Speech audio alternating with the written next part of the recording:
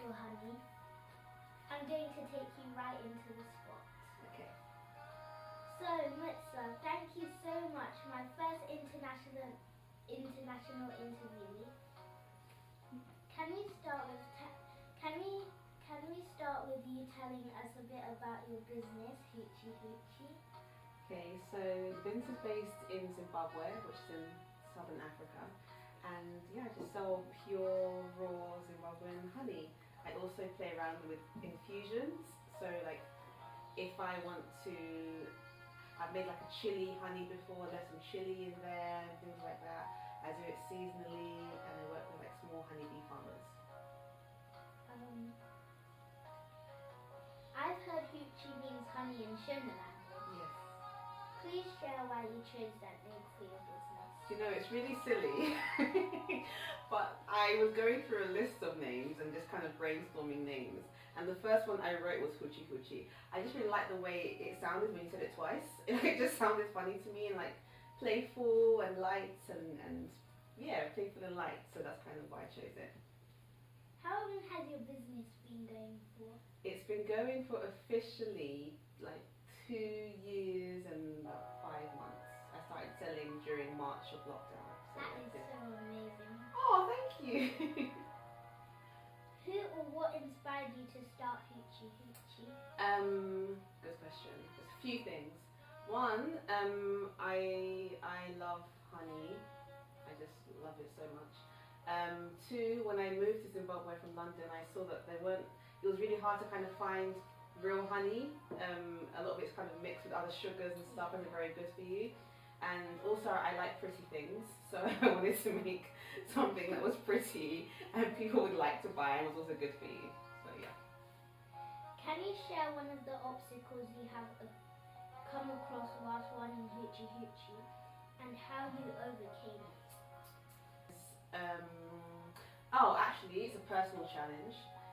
Sometimes I get nervous about the price of my honey. And I've had to learn to have like more confidence in what I'm selling and the value that it has, because I just can be like, oh, money, oh, I don't want to talk about money. I heard that you had to put the prices up a little bit. Yeah, because I mean, there's a whole chain involved. So yes, it's my business, but I buy the honey from small honeybee farmers, and they have their own costs. And I want to make sure that they're getting the right money, and so the right amount of money. So yeah, stuff like money makes it a bit uncomfortable sometimes. It's a bit of a taboo subject, but yeah. How many people are on the team if you have a Huchi Huchi team? Okay, so the setup's kind of a bit unusual. So there's me, and I do like the marketing promotion. I'm the ideas person, I guess. Then I have a lady who comes and helps me pack the honey so that I have time to do other things. And then I work with about 2 to 3 other honeybee farmers. So say there are like 4 of us, but day to day it'll be me. Yeah. Yeah. Mutsa, is honey your favourite food? It is one of my favourite foods. I love it so much. It's so good for you. It's just, they call it liquid gold, you know, because you can really do a lot with it. You can put it on your skin, you can, if you get the proper stuff and eat it, it's just so tasty. So yes, just answer to your question is yes. Okay. Please share your best-selling honey flavour. Well, it depends. Okay, the one recently I did an infusion, so I had some honey and I put in, cloves and cinnamon and, do you know hibiscus? Yeah. Sorrel, use it for sorrel. I put that in the honey and I infused it for like 6 weeks and it turned pink, the honey turned pink. And then I sold it at a fair and that went really, really, really fast. So I guess that would have been my best selling honey. I'm wondering if it would taste nice because I really don't like cloves. So maybe it would taste nice to you, but to me it tasted nice, kind of like a jam. But the cloves weren't too strong. Okay. It was nice, it was balanced. Yeah. How long does it take to harvest the honey? Oh, harvesting honey. Okay, so let me talk a bit about the process of harvesting honey first, because it's kind of hard to quantify. So say, for example, you've got a hive, right? And then you remove the combs. That can be done like in a few hours. And then you've got to strain the honey.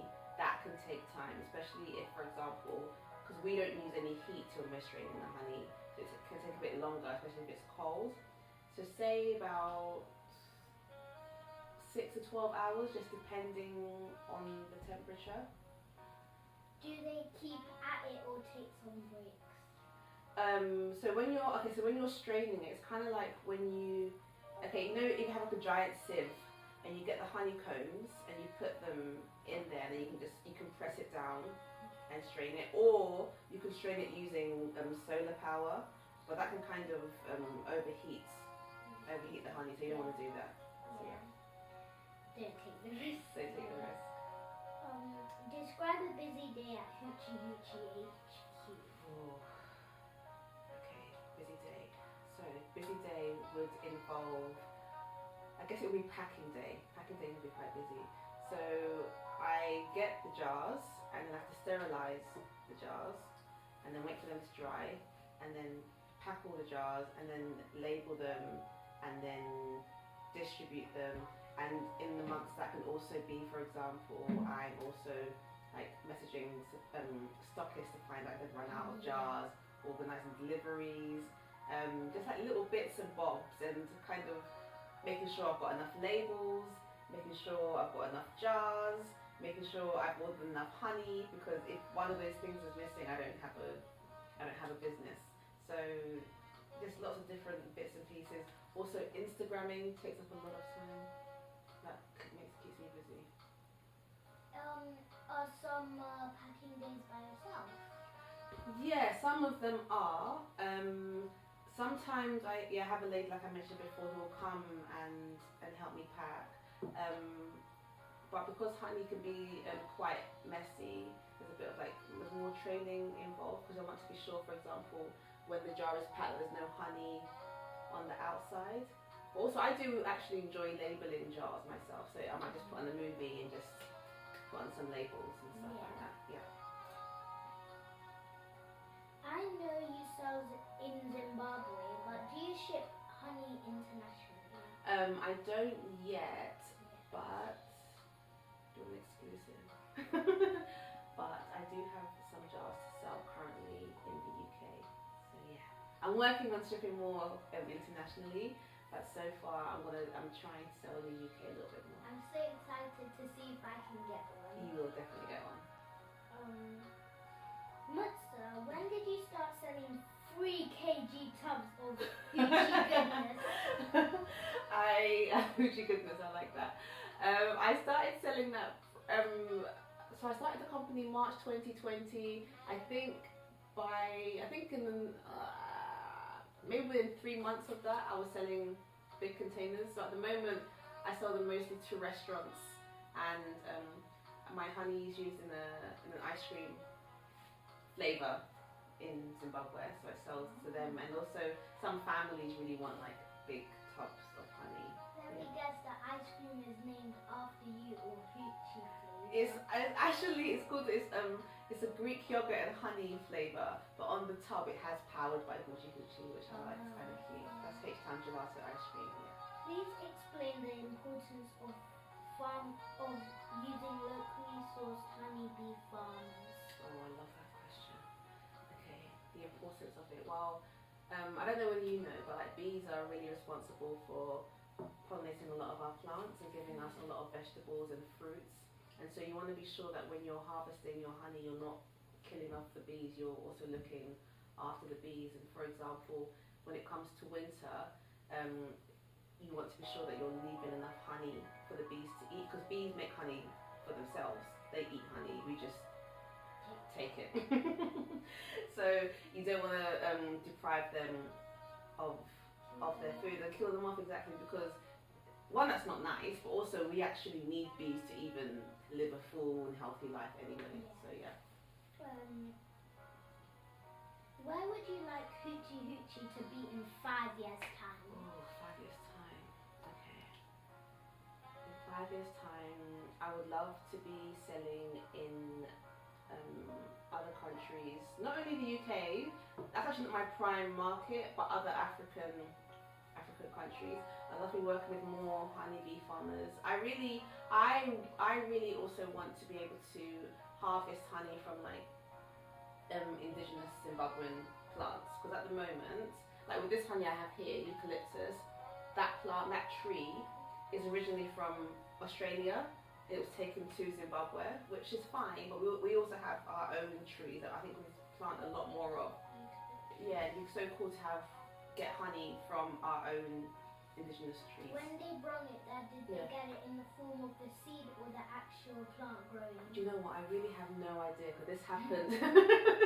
This happened years and years and years and years ago. I don't know how they would have, how it was brought over. That's a good question as well. Can you share some words of motivation on how to grow your business for upcoming entrepreneurs? Oh, am I an entrepreneur? Okay, I'll try. Something that I try and remember, well, two things I try and remember is to feel the fear but do it anyway. So even though I'm feeling scared about something, that's fine, but I won't let that stop me from actually doing it. Feel the fear but do it anyway. And second thing is progress, not perfection, because the first time I started selling, I had wanted to sell in glass jars, but it was locked down, I couldn't get the stuff, so I started selling in plastic jars. I didn't like them, but I did it anyway. I just thought, let me just make a start, and then as time goes on, I can get to where I want to get to. So yeah, those two things. Is there anything else you would like to share about Huchi Huchi? Okay. Yes, good question. So what I'd like to share is that this is, we're all about the love of honey and the love of bees. And so if I want good honey, then...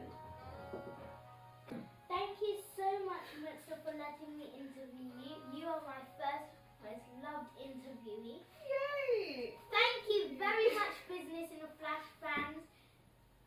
I hope you guys have a great day. Watch the video. Bye. Bye.